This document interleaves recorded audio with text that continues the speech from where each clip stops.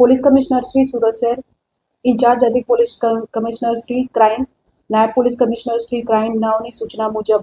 સુરત શહેરના નાગરિકો સાયબર ક્રાઇમથી બચાવવા માટે ઝુંબેશ કરવા માટે સૂચના આપવામાં આવેલ અને તે અંતર્ગત સાયબર ક્રાઇમના ગુના થયા હોય તો તેઓને શોધી કાઢી રજીસ્ટર કરી આરોપીઓને પકડવા માટે સૂચના આપવામાં આવેલ, જે અંતર્ગત સાયબર ક્રાઇમ પોલીસ સ્ટેશનની અંદર FIR નંબર 24/2024 નોંધવામાં આવેલ, જેમાં ફરિયાદી સાથે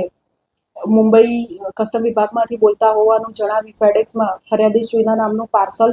આવેલું હોવાનું જણાવી જેની અંદર MD, પાસપોર્ટ, ક્રેડિટ કાર્ડ તથા લેપટોપ અને અન્ય કપડાં વગેરે કબજે કરેલ છે અને આ ગેરકાયદેસર પ્રવૃત્તિ માટે અરજદારને ધમકાવી બીવડાવી તેમને અજાણ્યા WhatsApp નંબરથી કોલ કરી પોતે CBIના અધિકારીઓ હોવાનું ખોટી ઓળખ આપી ખોટા નોટિસ મોકલી તથા ખોટું આઈ કાર્ડ બતાવીને અરજદારશ્રીને મોટું તેમના IP એડ્રેસ વગેરે ચેક કરવા માટે મોટું ટ્રાન્ઝેક્શન કરવું જરૂરી છે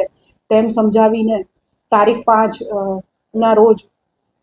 23 લાખ આશરે લગભગ 23,30,000 જેટલા મોટી રકમનું બેંકમાંથી ધમકાવીને ટ્રાન્સફર કરાવવામાં આવેલ, જે અંતર્ગત ગુનો નોંધવામાં આવેલ. સદર ગુનાની અંદર સાયબર ક્રાઇમ પોલીસ સ્ટેશન દ્વારા 4 આરોપીઓને જેઓના મૂળે જે ખાતામાં પૈસા ગયા છે